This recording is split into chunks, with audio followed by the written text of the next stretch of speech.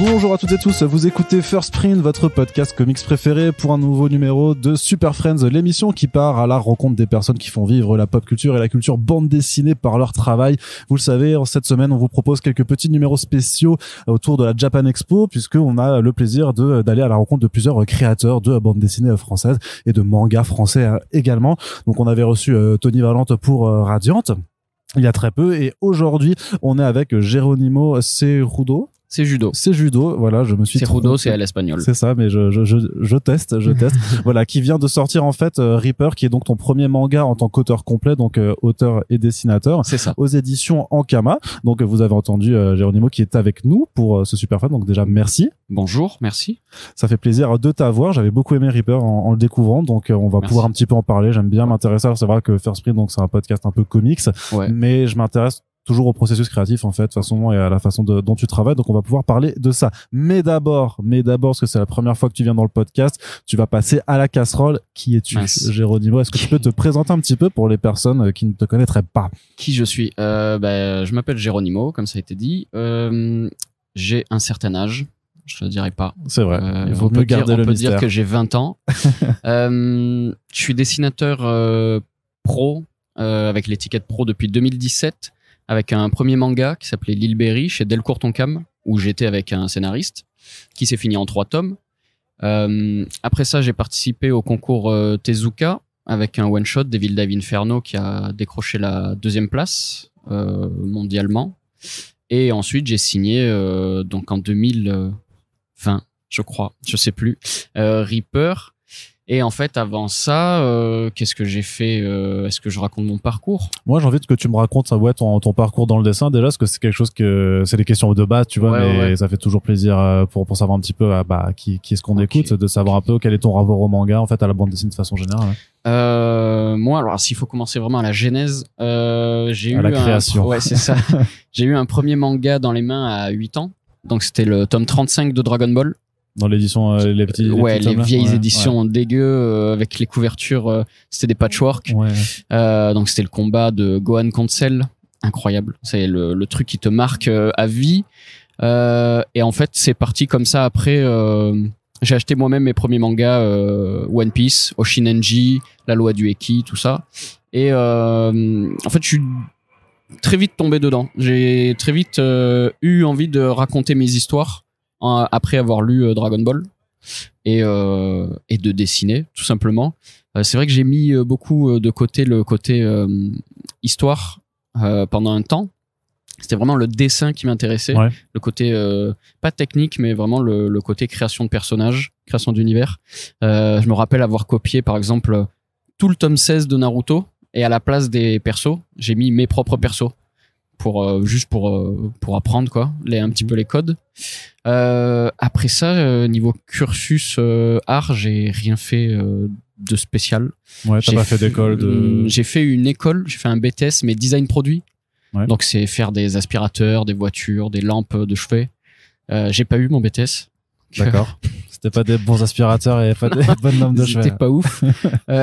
Donc complètement hors sujet avec la BD. En fait, avec la BD, j'ai rien fait niveau cursus. C'est ça que t'as appris par toi-même. Alors, du coup, en recopiant tout en autodidacte et aussi grâce aux potes, aux amis dessinateurs qui donnaient des conseils, qui m'ont appris la perspective, les proportions, tout ça quoi. D'accord. Donc on peut citer Akira Toriyama, j'imagine, dans tes références. En grosse référence, mais c'est pas une des références principales. C'est vraiment. C'est quoi tu dirais quoi que c'est quoi alors ce qui te berce vraiment et ce qui t'a permis d'adopter? Moi, c'est One Piece. One Piece et Dreamland.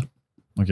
Vraiment, pour citer au moins du manga français, c'est la première fois que j'ai vu en magasin en fait Dreamland, donc le tome 1 à sa sortie en 2006, je crois. Je vois le manga, il m'intéresse, la couve m'intéresse. Je vois le nom, Renaud Lemaire. Je me dis, c'est un Français. Et je vais à la fin, il y a les bonus et il y a sa photo. Le mec vient de Montpellier. Je me dis, ah ouais, mais c'est. Et j'avais 15 ans. Et je me dis, ah ouais, mais c'est possible en fait de faire du manga en France. Et comme ça, après, j'ai vu qu'il était en dédicace dans mon patelin. Et du coup, je suis allé le voir en dédicace pour lui demander des conseils, lui montrer des dessins. je l'ai un peu harcelé malheureusement. Parce que tu sentais alors que toi aussi tu voulais faire vraiment du manga en fait quand tu disais que tu voulais dessiner, c'était vraiment du manga, sachant que tu savais personnellement que on est en France et que c'est pas forcément la culture locale quoi. C'est ça, souvent en fait quand t'es jeune on te dit souvent trouve un vrai métier, fais autre chose, ça c'est ton plan Z, le manga, fais des études, blablabla. Et là je vois Renaud Lemaire qui débarque et qui sort son premier bouquin parce que c'était le début. Je me dis ok, c'est possible en fait. Et du coup je suis allé le voir en dédicace tout ça pour lui poser plein de questions. J'étais très jeune, 15 ans. Et fais gaffe parce que là les gens peuvent calculer du coup l'âge que t'as aujourd'hui. Maintenant, j'ai 20 ans, il s'est écoulé 5 ans, c'était il y a 5 ans. C'est ça. Et voilà, Très bien. Et qu'est-ce qui te plaît particulièrement dans le manga en termes de découpage, de narration, enfin pourquoi ce style? Parce que c'est aussi non seulement t'as le style en noir et blanc, peut-être que t'aimes pas les couleurs aussi, peut-être. Je pense que c'est le côté noir et blanc déjà. Ouais. Moi les couleurs vraiment je galère de fou, et la flemme, c'est très long. Donc vraiment le côté noir et blanc, et en fait je sais pas, dans le manga je pense que c'est le côté dynamique. Moi les premières BD que j'ai lues c'était Astérix, Boule et Bill, Michel Vaillant, tout ça. On m'a mis ça quand j'étais gosse, c'était sympa, j'ai beaucoup aimé, même Titeuf, tout ça. Mais dès qu'on m'a mis le tome 35 Dragon Ball dans les mains, je sais pas, il y a eu un déclic, il y a un truc qui s'est fait, et c'était un format différent, plus petit. Enfin, même si à mon âge, j'avais 8 ans, je crois, quand on m'a donné le tome de Dragon Ball. Je comprenais pas forcément comment on fait du découpage ou quoi. Ouais. Et je sais pas, il y a un truc qui marquait, quoi. Le côté dynamique, les personnages hauts en couleur. Vraiment des persos qu'on n'avait pas l'habitude de voir. En plus, à la même époque, il y avait Senseiya, Dragon Ball à la télé. Et du coup, tu vois des mecs en armure, avec des coupes de cheveux. Improbable, mais ça va. Et non, vraiment le côté haut en couleur, dynamique, qui parle un peu plus, je pense, enfin qui m'a parlé un peu plus que Boule et Bill effectivement. Et Titeuf. Même si j'aime beaucoup Titeuf. Non, c'est culte pour notre génération, j'ai envie de dire. Comment t'as réussi à percer alors du coup à te faire publier pour le premier du coup ton premier manga, L'Île Berry? Pour L'Île Berry, c'est le scénariste donc Fabien Dalmasso qui m'a contacté sur Facebook, et moi alors je recevais sur ma page Facebook à l'époque, je recevais beaucoup de demandes de scénaristes qui voulaient faire du manga avec moi, qui voulaient travailler avec moi, et ce genre de demandes, généralement, je réponds pas. Est-ce que tu postes tes travaux en ligne alors? C'est ça, c'est ça, sur Facebook. Après, j'ai vite switché sur Twitter et Insta, vu que Facebook est mort. Mais et c'est lui qui m'a contacté, et en fait, il m'a expliqué qu'il était déjà auteur chez Delcourt depuis des années, qu'il avait un projet, etc., etc. Et j'ai vu une sorte de sécurité entre guillemets. Et je me suis dit, pourquoi pas, ça peut être une première expérience. Effectivement, ça a été une première expérience, aussi bonne que mauvaise, mais ça a été une première expérience. Au moins, j'ai vu tous les bons côtés et tous les mauvais côtés. C'est quoi les bons et les mauvais côtés alors? Les bons côtés, c'est de pouvoir travailler sur un manga, de pouvoir enfin sortir un premier tome et que les gens puissent lire une histoire sur laquelle j'ai dessiné et un petit peu coécrit, mais pas tant que ça. Et les mauvais côtés, c'est les compromis, les concessions, tout ce qu'on fait avec l'éditeur, le scénariste, etc. quoi. D'accord. Et c'est pas quelque chose alors que tu vas retrouver ensuite sur Reaper où non, parce que là, les concessions, les compromis, je les fais qu'avec moi. Et du coup, je peux être d'accord ou pas d'accord avec moi, ça me dérange pas. Ça sera plus simple, je pense, qu'avec une personne tierce. C'est beaucoup plus agréable, je pense, enfin de mon point de vue, de travailler seul sur une histoire. On est vraiment livré à soi-même et on trouve nous-mêmes nos propres solutions. En fait, c'était plus, j'avais l'impression sur L'Île Berry d'être face à un mur à chaque fois. Alors ça me dérange pas de que dessiner. Je l'ai fait sur 3 tomes, donc c'est quand même 600 ça pages. Fait 600 pages. Si t'as fait pas envie, tu t'es vraiment forcé. Pendant 2 ans. Donc c'est cool. C'était une très bonne expérience. Et puis ça m'a permis d'avoir un petit nom entre guillemets, hein, vraiment un tout petit, de faire connaître un peu mon taf à des gens qui connaissaient pas ce que je faisais. Et mais j'ai pas l'impression que c'est L'Île Berry qui a donné une impulsion vraiment. C'est plus les réseaux sociaux, donc Instagram qui a explosé, et le Tezuka. Justement, Tezuka, alors c'est quoi? en fait, je venais de finir Lil Berry, donc le tome 3 venait de sortir, et il y a l'annonce directement du Tezuka, donc la 100e édition. Ça fait 100 ans qu'ils font le Tezuka. Tu peux expliquer ce que c'est pour ça? Ouais, c'est un concours normalement seulement ouvert aux Japonais, auquel ils peuvent soumettre un one-shot entre 30 et 55 pages, il me semble. Pardon. Et en fait, c'est pour devenir mangaka tout simplement au Japon. Il y a des sélections. Et là, en fait, comme c'était la 100e, ils ont ouvert au monde pour la première fois, il me semble. Ouais. Et il y avait 2 catégories. Il y avait vraiment catégorie pour les Japonais et catégorie pour les internationales. Donc ça, c'est marrant. C'est rigolo le fait qu'ils mélangent pas.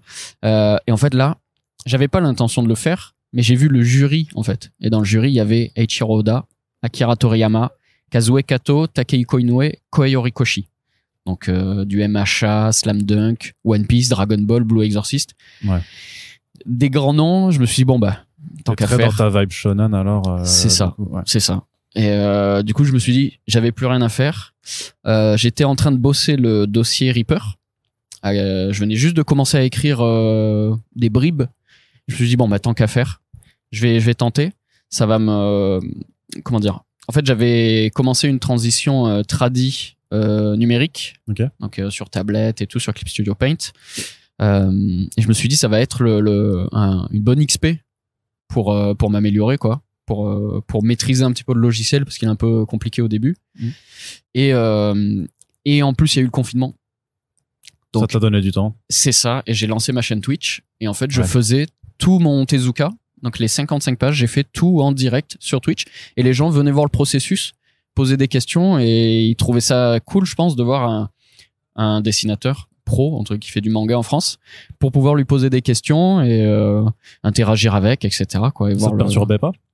Non, franchement c'était cool. Comme je dis souvent en fait, c'est avoir une salle remplie de gens devant moi. Ça me perturbe. Vraiment je me chie dessus. Je bégaye. Et en Twitch, en fait, j'ai mon retour, j'ai mon écran. Ouais. Je suis chez moi, je suis dans mon atelier, donc c'est cool. Et du coup, en même temps, je faisais et le dossier pour Reaper et le Tezuka et un autre projet avec un YouTuber qui a pas été accepté. Donc vraiment, j'étais sur tous les plans pour espérer. Ouais, pour avoir de toute façon ton nouveau projet après. C'est ça. Mais vraiment, c'était Reaper que je voulais signer à tout prix. Ankama était déjà au courant de Reaper bien avant. Enfin, depuis 1 an, je crois, je les avais contactés. Puis l'éditrice me connaissait depuis bien longtemps. Et en fait, au moment de signer Reaper, donc avec Ankama, j'étais en visio. Le même jour, il y a les résultats du Tezuka. Ouais. Et donc, il y a mon téléphone qui fait que vibrer. Incroyable, la 2e place, blablabla, blablabla. Et du coup, je pouvais pas, j'étais comme ça. J'étais en demi-teinte, j'étais en excitation, enfin même aussi en excitation parce que je signais Reaper avec Ankama. Donc c'était une bonne journée. Ouais, tu m'étonnes. C'était plutôt cool. Plus il y avait mon anniversaire. Parce que ça t'a octroyé quoi en fait quand t'avais un prix? Alors le Tezuka, il y a la publication du one shot du coup. Alors à la base ça devait être dans le Shonen Jump. Ça n'a pas été le cas. Ça a été publié en ligne sur Shonen Jump Plus, en anglais seulement. Ou en japonais aussi. Je sais que ça a été traduit en japonais justement pour les jurys. Et il y a eu... Si, le one-shot est toujours disponible sur Medibank en anglais. Donc tout le monde peut le lire, c'est gratuit. Il y a eu un prix pécunier. Donc c'était à hauteur de 10 000 euros, je crois. Et normalement, il y avait un voyage au Japon offert pour... en fait, il y avait une cérémonie de prévue avec justement les auteurs qui étaient dans le jury, tout le staff de la Shueisha, blablabla, pour remettre le prix, etc. Ça n'a pas été fait à cause du Covid. Ouais. Et pour l'instant, c'est en stand-by. D'accord. Donc, ça, c'est un peu j'ai le seum. C'est un peu les nerfs, j'allais dire, de pas pouvoir les rencontrer tous les 5. C'est ça, mais c'est pas grave. De toute façon, j'ai eu j'ai eu le petit message de Kazue Kato et de Akira Toriyama qui ont mis un petit commentaire sur mon travail. Donc ça c'est marrant d'avoir d'avoir eu le premier manga que j'ai eu dans les mains, c'est un tome de Dragon Ball. Et là t'as Akira Toriyama qui te dit bah ton histoire elle est cool, elle se lit bien, c'est dynamique. ça fait quelque chose. Ouais, ça flexe bien. Ouais, j'ai beaucoup flexé pendant un moment, on me l'a beaucoup reproché. Ouais, bah non, bah faut kiffer hein, quand tu peux te faire kiffer comme ça. Très bien. Est-ce que tu peux te présenter, présente-nous Reaper. Du coup, pour ceux qui, donc il y a un premier tome qui est sorti déjà, et dans le Anka Manga qu'ils ont distribué à Japan Expo, en fait, il y a les premières pages du chapitre du second tome. C'est ça. Il y a le premier chapitre du tome 2, le tome 2 qui sort début décembre 2022. Donc bientôt. J'ai toujours pas fini, mais il sort bientôt. Ouais, bah on compte sur toi pour finir à temps. Et du coup, Reaper, c'est une histoire dans un monde post-apo. Donc c'est peut-être dans notre monde après une catastrophe. Donc il y a beaucoup de gens qui disent que c'est une pandémie. Pas du tout. C'est une catastrophe. J'en ai pas parlé. Qui a réduit plus de 90% de la population à néant. Des animaux, des organismes. Les derniers survivants ont été sauvés et se sont retranchés dans une tour de fortune qu'ils appellent le Bosquet. Et en fait, beaucoup de gens se portent volontaires pour aller à l'extérieur où l'air est devenu irrespirable par certains endroits. Et en fait, on va suivre l'équipe du Chêne, donc l'équipe de Lens, Nessa, Billy et le Pi, qui sont les quatre personnages principaux, qui vont rencontrer Junk, qui est le personnage qu'on voit sur la couverture, qui lui ne semble pas affecté par l'état de la Terre. Et donc c'est de là que toute l'intrigue va partir. Et en plus, ils vont tomber sur un masque qui semble avoir un lien avec le personnage principal. Voilà. Très bien. Est-ce que tu peux, justement, parce que tu parlais avant d'avoir présenté ton dossier à Reaper, comment t'as monté en fait ce projet? C'est-à-dire que est-ce que t'es parti de la base plutôt d'un univers, ou est-ce que t'es parti de la base de personnages sur lesquels t'avais envie de raconter quelque chose? En général, c'est l'une ou l'autre approche souvent. Moi, en fait, c'est un manga qui parle entre gros guillemets, d'éboueurs du futur, entre énormes guillemets. En fait, j'ai été éboueur pendant 2 ans. Okay.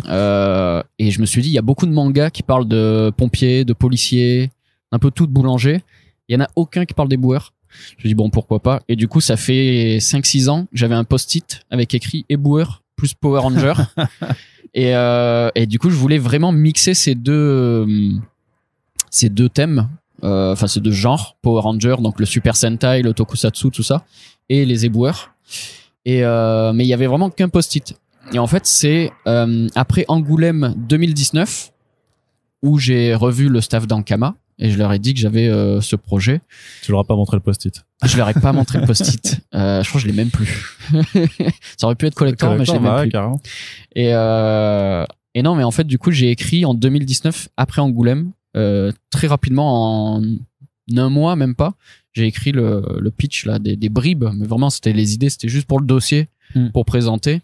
Il y a plein de trucs que j'ai mis dans le dossier qui seront plus dans le manga, etc., etc. Mais ça s'est fait très vite. Ouais. Parce que concrètement, ça se construit comment alors un dossier? Donc c'est ça, c'est que tu fais un pitch, tu présentes les recherches de personnages.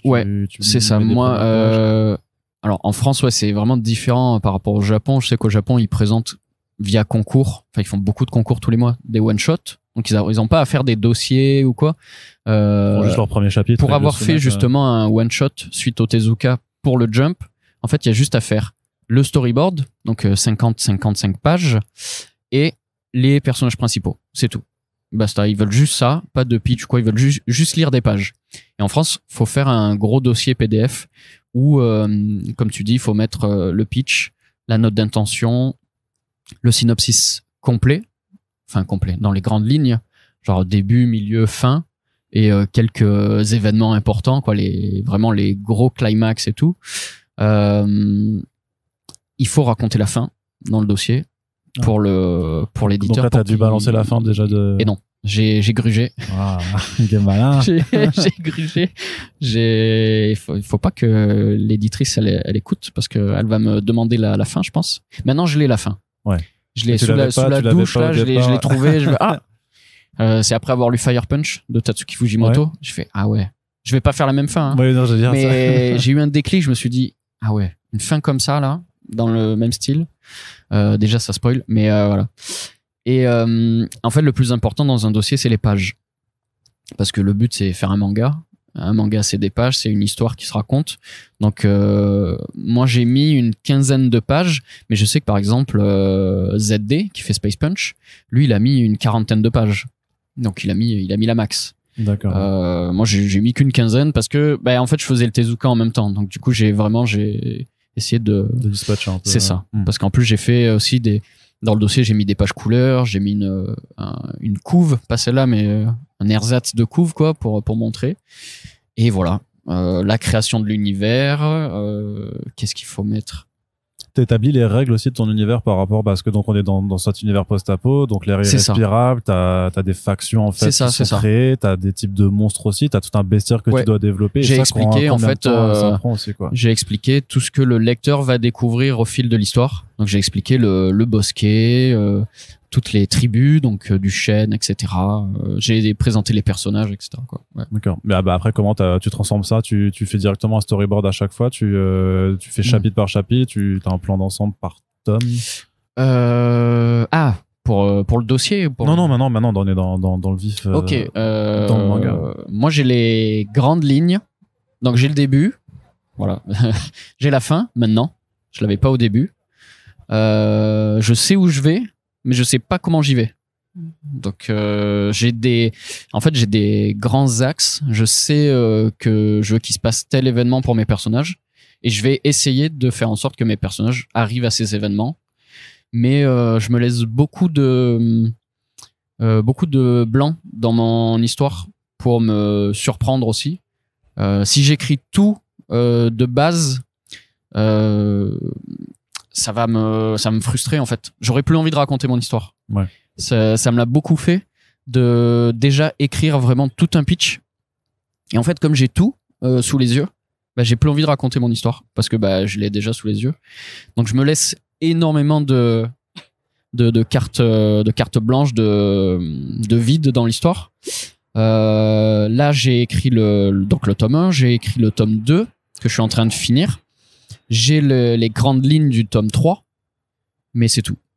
Et tu sais pas du coup en combien de tomes tu comptes finir? Non, alors j'ai signé, j'ai signé pour un certain nombre de tomes. Ouais. Je le dis pas pour plus me porter l'œil, mais je sais dans l'idéal si Reaper fonctionne, combien de tomes j'aimerais faire, quoi. D'accord, ouais. Avec déjà alors des idées d'intrigues que tu peux implanter dans la c'est chose, ça, ouais, en plusieurs arcs, en plusieurs arcs. Mais ça serait pas une série trop longue. Ouais. Ça c'est quelque chose qui te fait peur, ou dont t'as pas juste à parler parce que tu veux peut-être passer, te dire que tu vas pas faire non plus Reaper pendant. Ouais, c'est ça, c'est surtout ça. Il y a d'autres histoires que j'aimerais raconter à côté de Reaper. Même si j'aime beaucoup Reaper et j'ai beaucoup aimé créer les personnages, je m'y suis très vite attaché, tout ça. Les lecteurs aussi apparemment, donc ça c'est cool. Et mais pas une série trop longue, pas trop courte non plus.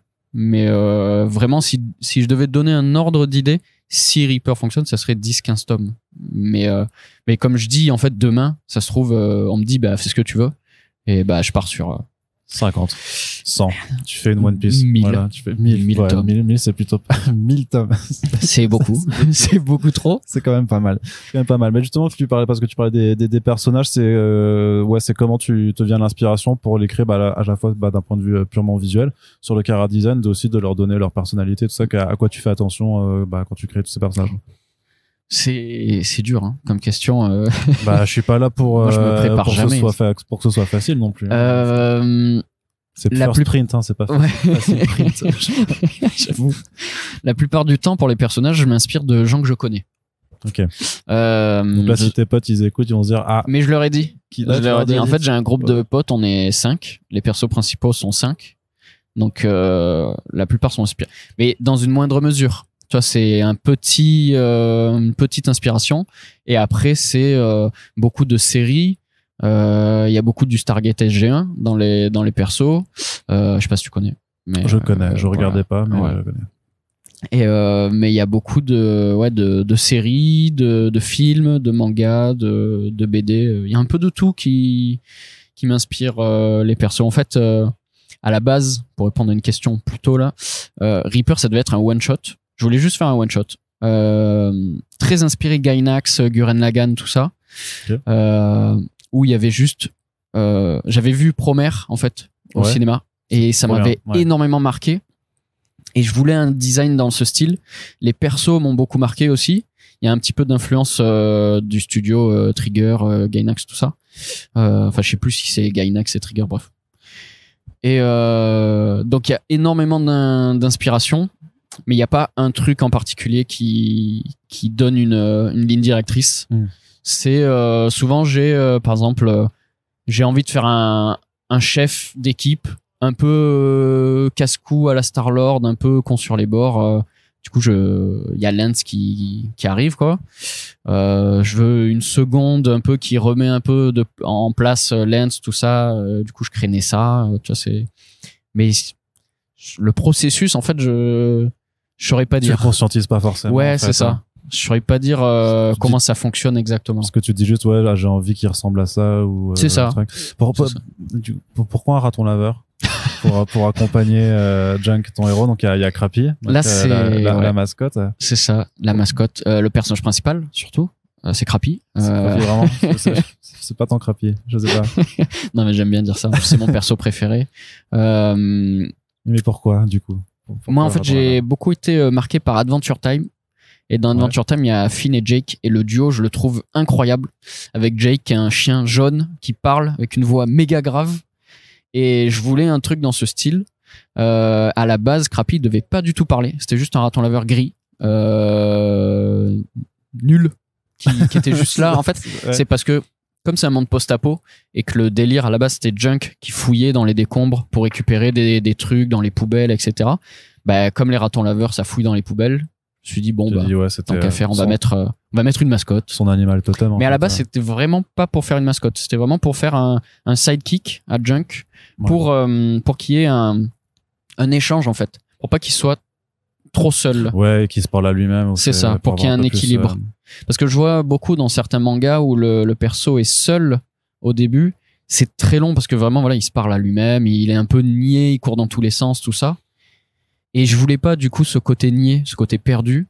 Fallait une force qui contrôle un peu Junk.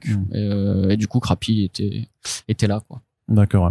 Et pareil en termes de bestiaire, tu puisses tes inspirations d'où? Parce que tu développes donc tout ce côté des Wendigo qui sont donc les créatures, les monstres qui peuplent maintenant ton univers. Ouais. C'est là aussi tu recherches dans des séries ou d'autres œuvres en fait des inspirations. Tu fais beaucoup de recherches. Je pense c'est un peu tout. Là c'est un peu tout le côté shonen qui m'a inspiré. Le côté Kimetsu no Yaiba avec les démons, les holos dans Bleach. Vraiment tout ce côté bestiaire shonen. Après les insectes géants, c'est avec les insectes parce que même les armures ont des formes un petit peu des allures de scarabée, des choses comme ça. Les gros insectes, c'est beaucoup Nausicaa et la vallée du vent qui m'a inspiré. Et après pour les armures, c'est beaucoup Power Rangers, Beetleborgs, Kamen Rider, Guyver. Donc c'est vraiment tous ces types qui ont des armures.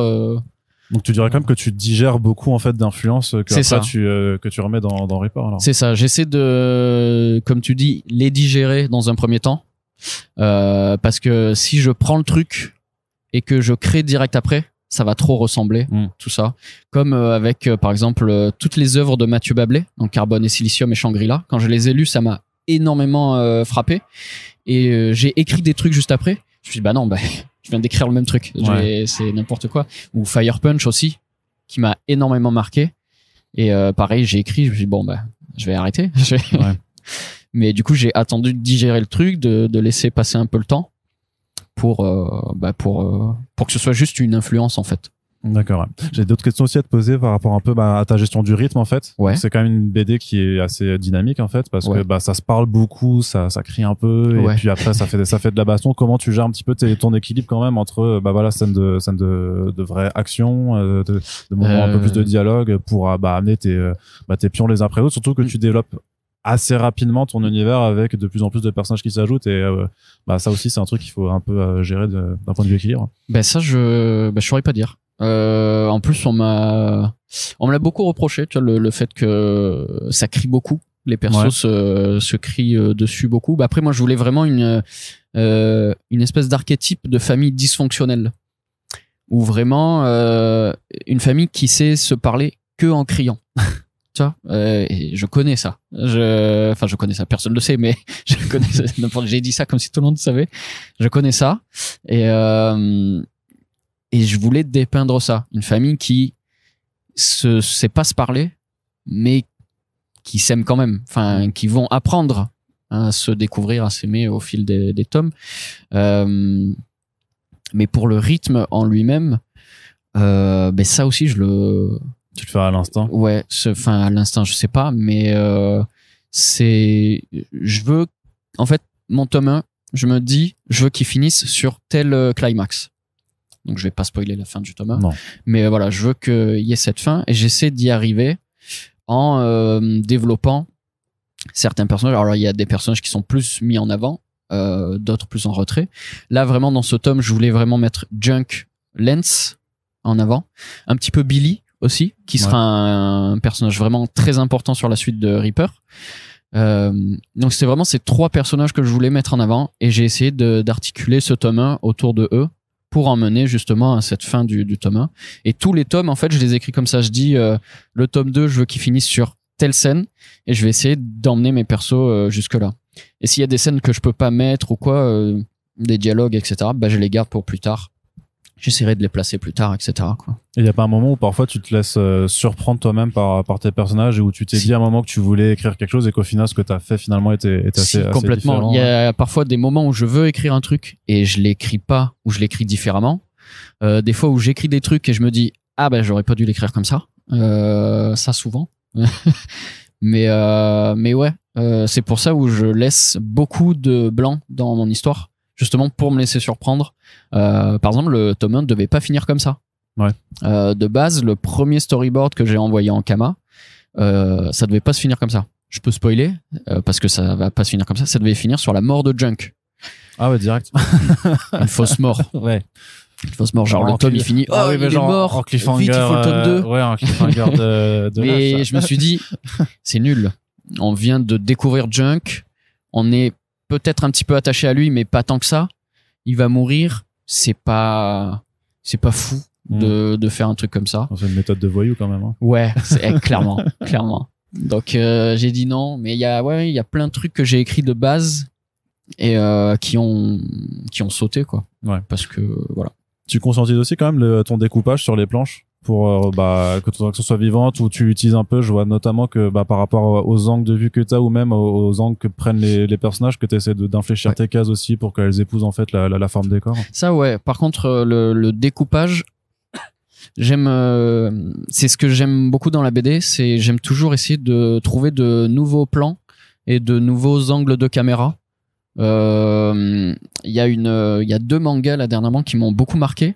Il y a Dan Dadan, qui est très récent, et Gashiakuta, qui est pas encore annoncé en France, il y a 20 chapitres en scan malheureusement, mais bon, c'est pas en France encore.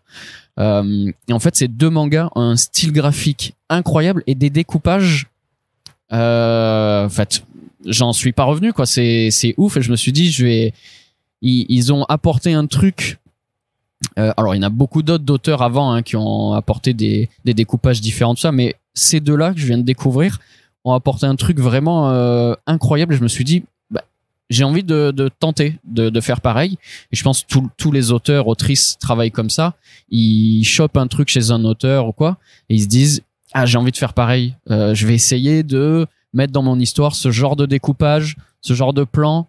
Mon personnage qui sort de la case et qui suit la case. Il y a Kohei Horikoshi, donc l'auteur de My Hero Academia, qui fait beaucoup ça. Il fait beaucoup de cases.